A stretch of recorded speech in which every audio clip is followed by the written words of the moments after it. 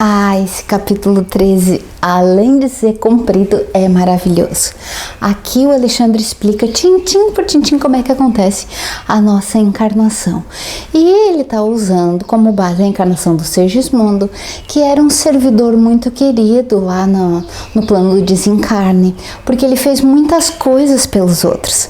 Ele adquiriu muitos méritos trabalhando por aqueles que chegavam bem sem rumo lá no plano espiritual. E ele trabalhou abnegadamente por uns anos e ele conquistou os méritos de ganhar toda essa proteção para o encarne dele.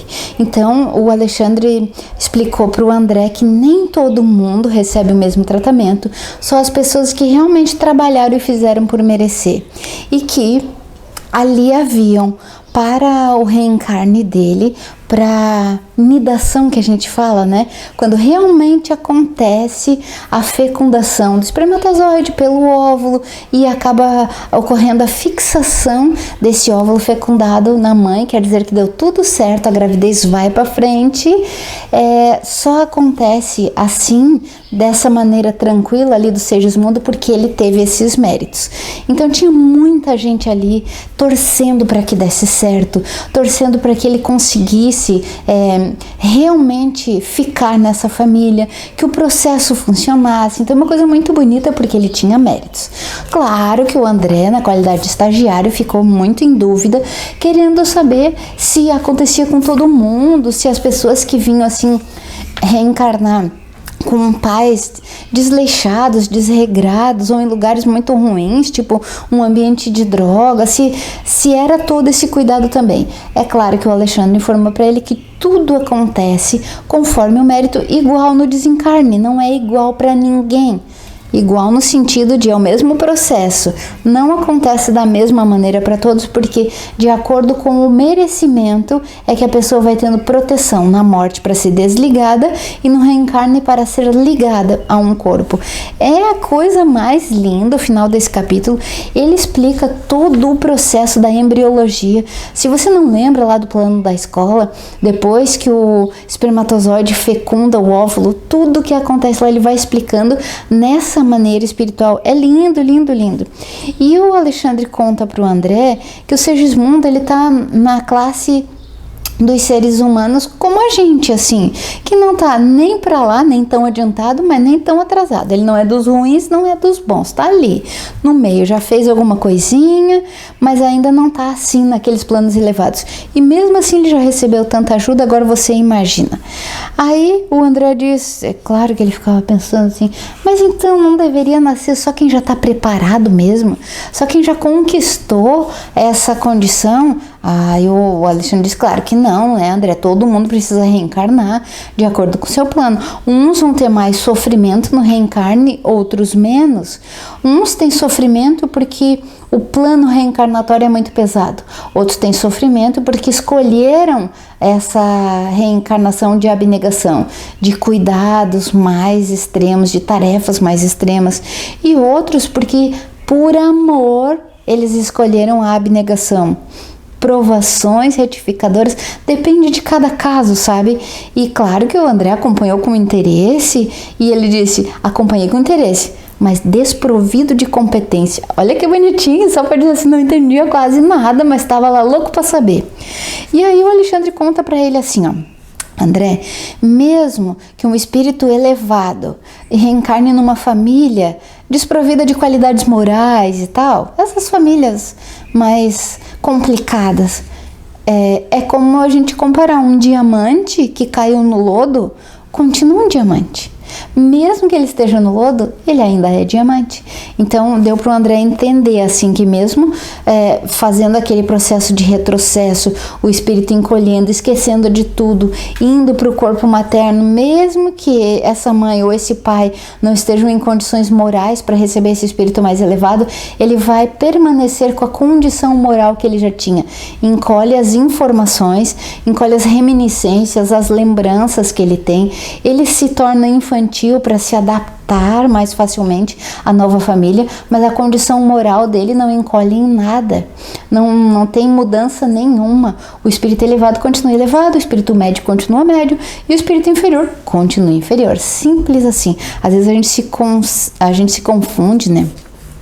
Bom, o Alexandre contou uma coisa muito bonita. Ele disse que as paixões desvairadas da alma em desequilíbrio, ou seja, né, as loucuras da gente mesmo, compromete os nossos melhores esforços. Estava falando dele.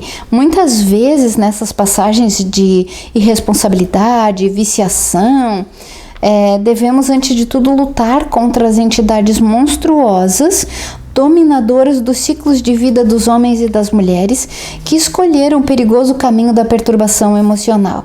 Eu tô lendo aqui no livro porque foi tão bonito como ele escreveu, né? Ele estava falando dessas pessoas que não se prepararam para a maternidade, para a paternidade, e onde vai ser implantado esse espírito. E ele estava falando que muitas vezes não é como a do Segismundo, assim, que foi relativamente, entre aspas, tão fácil. Muitas vezes eles têm que lutar com entidades monstruosas, com energias perversas, eles têm que fazer um esforço gigantesco para conseguir que aquela gestação vingue, porque é tanta energia negativa que fica difícil qualquer embrião permanecer no ventre materno. Então ele disse que nessas condições desequilibradas, nem sempre a colaboração deles é perfeita, nem sempre dá certo, e eles abrem as pessoas, né, abrem as portas das suas condições sagradas aos impiedosos monstros da sombra. Deixa entrar, né? Tipo o obsessor, companhias desagradáveis espiritualmente falando. Abrem essas portas e daí fica difícil. E além disso, esses monstros perseguem até os filhos nascituros. Eu nunca tinha pensado nisso, porque eu sempre achei que os espíritos vinham e ficavam com proteção. E isso é verdade. Mas quando tem uma elevada condição moral, até a média condição moral, você ganha proteção. Você ganha proteção do momento que você é nidado ali, que você grudou ali no útero da tua mãe, você recebe uma proteção para conseguir ficar lá dentro. E sabe até quando que vai essa proteção? Até os 7 anos. Você ganha a gestação toda protegida. Até os 3 anos, que é aquela primeira infância que a gente chama, são os 1000 dias do bebê. O bebê é considerado bebê até 1000 dias. Depois ele já passa a ser infanto, já passa a ser criança. E a espiritualidade cuida desse nascimento e dessa infância até os 7 anos para que tudo dê certo. Olha a coisa mais boa. Só que isso só vale para quem é de médio a superior. Para quem tá de médio para baixo, não tem tanta proteção. Aliás, tem, mas não funciona.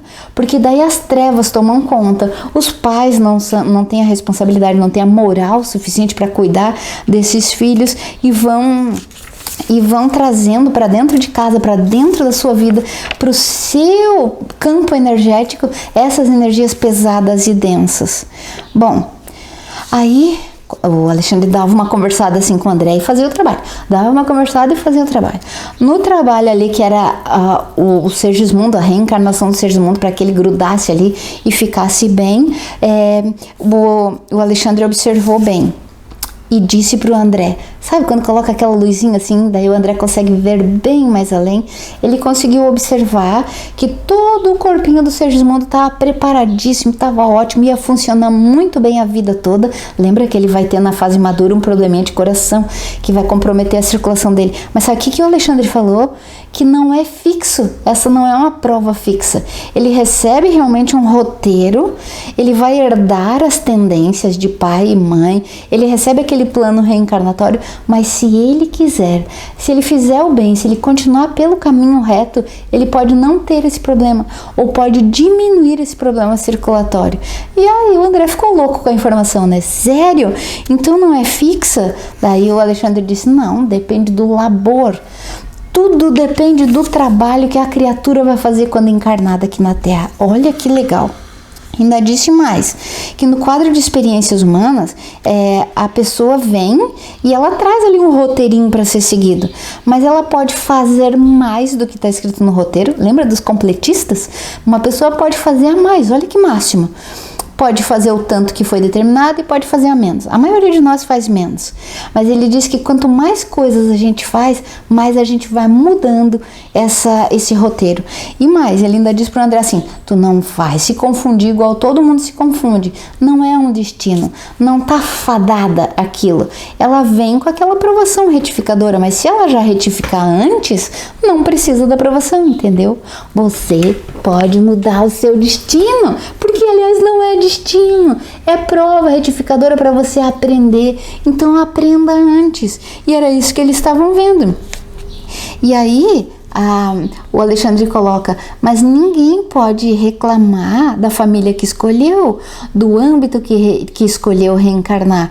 Ai, mas onde eu nasci as condições eram asfixiantes. Ai, mas as forças destruidoras acabaram comigo. A gente vem com tamanha proteção para conseguir vencer tudo isso aí. E os nossos elementos celulares vêm com força suficiente para vencer tudo. E aí a gente vem para viver essas novas experiências, para consolidar esses planos que a gente trouxe, e a gente começa a fazer isso a partir dos 7 anos. A partir dos 7 anos, quando as células sanguíneas estão formadas, quando a medula está pronta, composta, é que a gente pode assumir a nossa verdadeira vida. Já pensou que a gente ganha proteção até ali? E o Alexandre ainda contou para o André que o sangue é a parte principal, é como se fosse o fluido divino. Eles cuidam tão bem dessa formação celular para que o sangue fique perfeito. É a coisa mais linda, gente.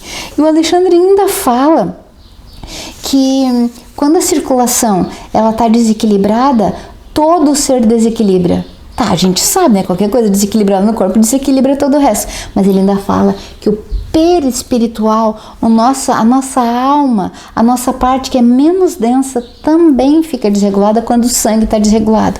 E aí ele coloca da importância de a gente cuidar da nossa saúde, do nosso plano de corpo, um plano saudável para o corpo. Aí já me pego pensando, né? Meu Deus, quantas vezes eu não quero fazer exercício, como tudo errado, não tomo água, me estresso demais, tenho crise de ansiedade, todo estragando o projetinho, estragando o plano que foi feito para mim. Com esse corpinho perfeito que a gente ganhou, a gente pode estragar não cuidando. Claro que todo mundo sabe disso, mas ninguém pensa na extensão dos fatos. Você vai estragar o teu perispírito também. E é esse perispírito que vai te acompanhar depois. Teu corpinho estragadinho vai ficar aqui, teu perispírito vai estar estragado também. E depois, para você reencarnar de novo, é o mesmo perispírito, que ele vai encolher e vai reencarnar. Por isso que o André pergunta assim, tá, mas daí? Esse perispírito que encolheu ali, que está sendo um molde para esse corpinho infantil. Segismundo tinha aquela cara de velho, que ele já era o Segismundo, que era o perispírito antigo, e encolheu para virar criança. Daí o André queria saber, tá, mas daí ele vai ter os mesmos moldes, as mesmas feições, a mesma altura, o mesmo tudo? Aí o Alexandre já tá engraçado e fala, não, é porque quando a gente recebe ali aquele encolhimento, fica tão moldável, tão flexível esse perispírito que pode se transformar em qualquer coisa. E aí sim recebe as influências de pai e mãe, a hereditariedade, e aí ele vai ser moldado conforme a atividade que a pessoa vai fazer. Então se ele é mais feio, se é mais bonito, se ele tem mais habilidade para corrida ou menos habilidade para corrida, ou as características, né? Eu disse corrida por me lembrar disso, mas as características de intelecto, de flexibilidade, de noção de vida, de capacidade de raciocínio, de aprendizado, tudo ali é moldado com os genes do pai e da mãe, com aquele plano reencarnatório que vai fazer, com o mérito da pessoa. Olha, era uma miscelânea de fatores para moldar até a aparência da pessoa. Bom, enfim, e o Alexandre ainda fala para ele que eu achei interessantíssimo, que o nosso plasma e todos os nossos líquidos sanguíneos são salgadinhos, né? A lágrima, todo o líquido do corpo é salgadinho. Tanto é que quando a gente precisa reidratar, não adianta tomar só água pura, nem água doce. A gente precisa daquela água salgadinha, o soro, que é para parecer com os líquidos sanguíneos. E ele disse que ainda é do tempo que nós fomos criados, desde do primórdio ser, que foi criado a partir da água salgada do mar. nós somos oriundos da água do mar. Olha que lindo, eu que amo o mar, fiquei toda emocionadinha, que nós ainda temos reminiscências do mar, dos oceanos. Que lindo para nós, né? Tá, depois o Alexandre viu que estava o adiantado da hora, já era 2 da manhã, eles já tinham tido a relação sexual, essa gente toda, esses espíritos todos estavam num outro quarto, se preparando para fazer um momento de nidação lá do espírito. E o casal estava lá no quarto, já tinha acontecido tudo, ele já estava dormindo, aí então essa espiritualidade entrou lá no quarto para realmente fixar o Segismundo lá. E ele estava no formatinho infantil, ele já estava que era um nenenzinho ali, bem pequenininho. E aí, sabe quem que foi entregar esse neném para Raquel? Já estava lá a Raquel e o Adelino, né? Estavam os corpos dormindo lá na cama, mas os espíritos muito bem acordados, porque era um momento especial na vida dele. E os dois estavam emocionados, tanto o Adelino quanto a Raquel. E quem vai entregar esse bebê para Raquel? A mãe dela, que tinha sido a última mãe dela aqui na Terra. E sabe para quê? Para que ela ficasse emocionada, para que aquilo fosse um momento único, para que fosse especial e ela sempre se lembrasse desse momento com carinho e amor. E assim foi feito. Segismundo foi entregue, ele conseguiu participar, entrou na mãezinha dele e o André diz que é a coisa mais linda, que é indescritível esse momento.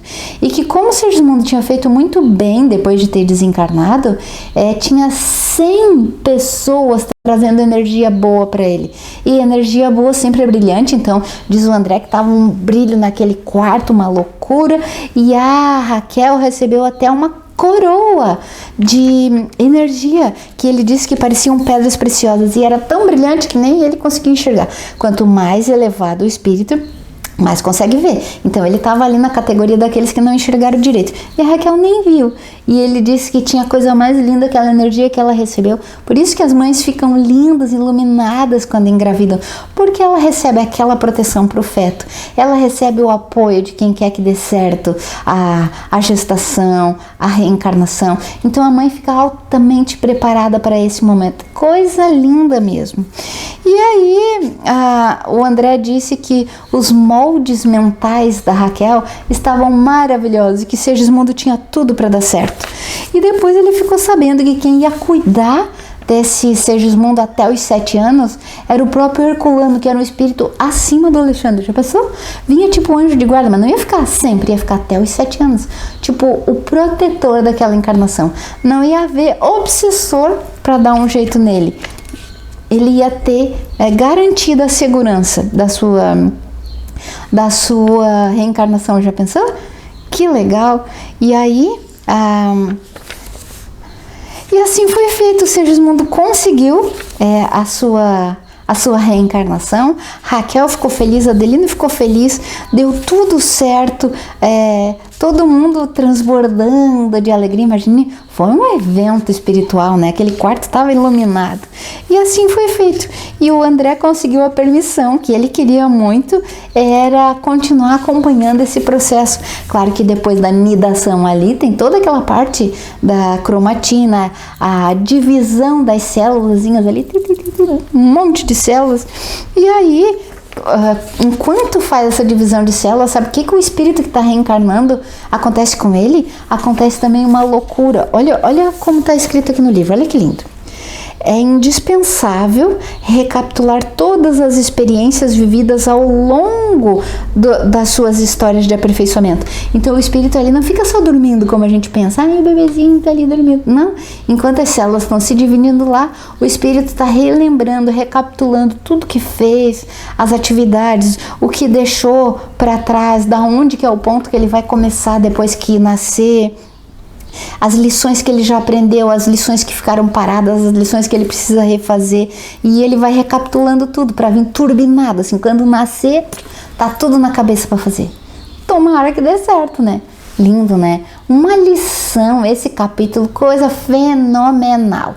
E se você seguiu até aqui, aproveita. Se você Pulou alguma etapa, volte, vai na playlist do canal e assista todos os capítulos, tá separadinho, bem certinho. Só clicar lá no canal Pílulas de Renovação, clica em cima da figurinha e você vai conseguir achar playlist. Lá você escolhe a playlist desse livro, que é o Missionários da Luz, clica lá e vai seguindo capítulo a capítulo.